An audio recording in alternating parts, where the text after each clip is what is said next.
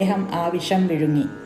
ഇത് കണ്ട് ഭയന്ന ജഗൽ ജനനിയായ ശ്രീപാർവതി ദേവി ആ വിഷം ഭഗവാന്റെ ഉദരത്തിലേക്കിറങ്ങി അദ്ദേഹത്തിന് ആപത്തുണ്ടാകാതിരിക്കാൻ പൊടുന്നനെ അദ്ദേഹത്തിൻ്റെ കണ്ഠത്തിൽ, അതായത് കഴുത്തിൽ മുറുക്കിപ്പിടിച്ചു.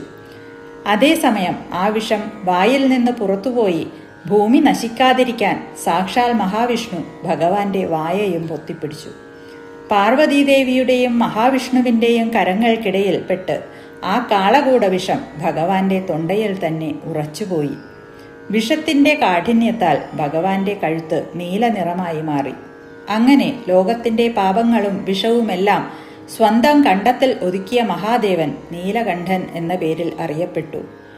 വിഷം പാനം ചെയ്ത ഭഗവാന് ആപത്തൊന്നും സംഭവിക്കാതിരിക്കാൻ അന്ന് രാത്രി ദേവഗണങ്ങൾ ഒന്നടങ്കം ഉറക്കമിളച്ച് പ്രാർത്ഥിച്ചു.